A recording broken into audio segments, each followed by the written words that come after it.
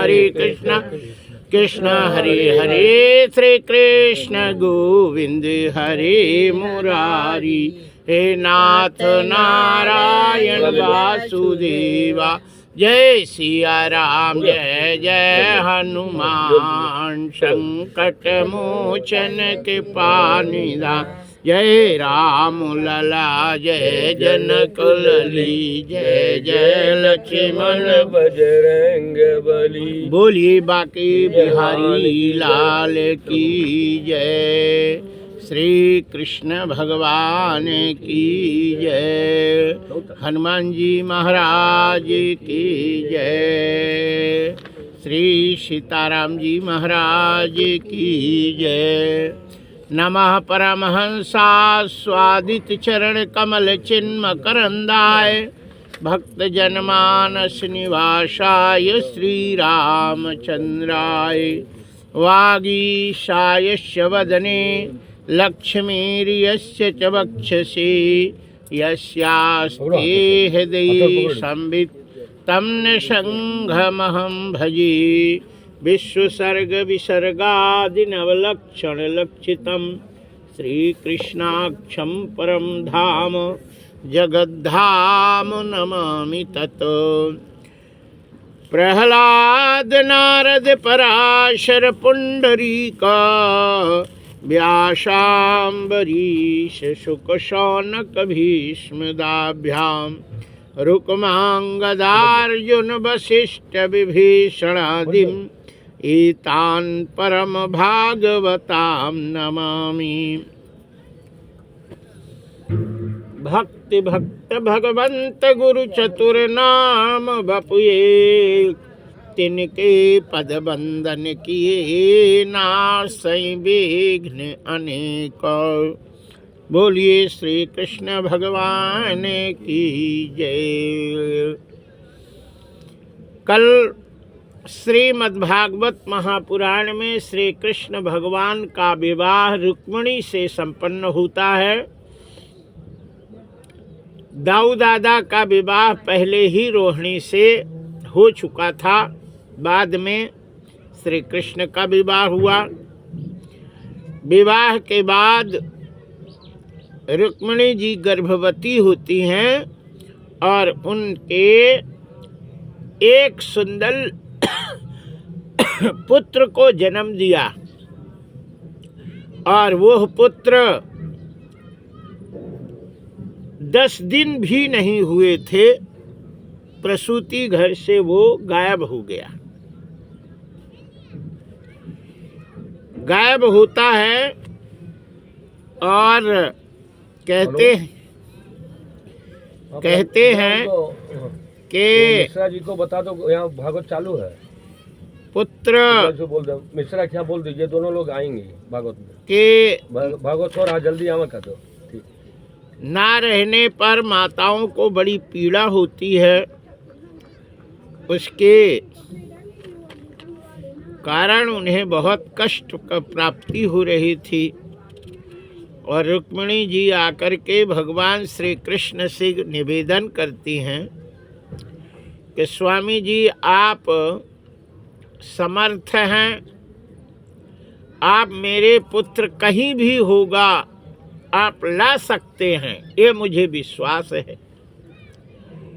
कहते हैं कि जब आप पढ़ रहे थे तो गुरु दक्षिणा, गुरु पुत्र को मरे कई वर्ष हो गए थे। गुरु माता ने कहा मेरे पुत्र को वापस ला जा, वापस दे दो। यही गुरु दक्षिणा पैर छू हो गया है। भगवान कृष्ण ने यमराज के पास जा कर के आदेश दिया, गुरुपुत्र मिहानीत निज कर्मों, इसके सारे कर्मों के बंधन को समाप्त कर गुरुपुत्र को वापस दे दो। और यमराज ने दे दिया था। आप ला करके गुरुपुत्र को गुरु माता को सौंप करके आप आए थे। बताइए, मेरा पुत्र तो अभी अभी गया है, शाम को गया है, सुबह तक आप ला सकते हैं। लेकिन भगवान श्री कृष्ण कुछ भी नहीं बोलते, बोलते ही नहीं। यहाँ कहते हैं कि भगवान को बोलना चाहिए, कुछ कहना चाहिए, समझाना चाहिए। तो सुखदेव जी कहते हैं कि हर व्यक्ति को अपनी औकात उसको मालूम रहती है, हमारी कितनी औकात है कि नहीं, हम क्या कर सकते हैं क्या नहीं कर सकते, हर व्यक्ति को मालूम रहता है। लेकिन पत्नी को मालूम नहीं रहता है। यदि वो बोल देता है तो पत्नी को भी उसकी औकात मालूम हो जाती है। वो नहीं बोलता है तो पत्नी को उनकी पूरी मालूम नहीं रहती और वो गोपनीयता चलती रहती। यदि व्यक्ति को अपने पत्नी के सामने, अपने पत्नी के पास अपनी महत्वता बनाना है, वर्चस्व बनाए रखना है, तो पत्नी के कहने पर बार बार बात नहीं करनी चाहिए, है ना, मौन रहना चाहिए, है ना। पत्नी कहती भी रहे, बात करे, लेकिन बोलना नहीं चाहिए। कहते हैं कि बोलने से पहले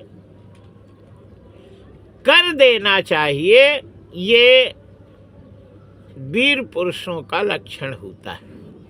और जो कहता है करता नहीं, वो नीच व्यक्तियों की लक्षण होता है। नीचो बदति न कुरुते, न बदति, है ना। शरद न बरसति गरजति, बरसति बरसाश निस्वानो मेघः। वर्षा ऋतु में बादल गरजते कम हैं, बरसते ज़्यादा हैं। लेकिन ठंडी के ऋतु में बादल गरजते ज़्यादा हैं, बरसते कम हैं।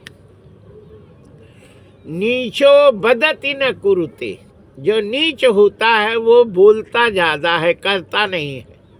और जो सज्जन होते हैं ना बदत, बहत कहते नहीं, करते कर देते, कहते नहीं कर देते, ये सज्जनों का काम।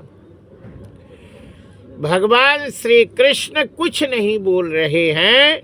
यहाँ सुखदेव जी महाराज से परीक्षित पूछते हैं कि कृष्ण को कौन सी मजबूरी है कि वो बोलते नहीं हैं और कर नहीं सकते। संसार में ऐसा कोई काम नहीं है जो कृष्ण के द्वारा ना किया जाए, सब में समर्थ है। फिर क्यों नहीं किए, क्यों नहीं बोले। श्री सुखदेव जी महाराज कहते हैं, सुकौवाचे कामास्तु वासुदेवांशो दग्धा प्रागरुमन्युना देहोपपत्ये भूयस्तमेव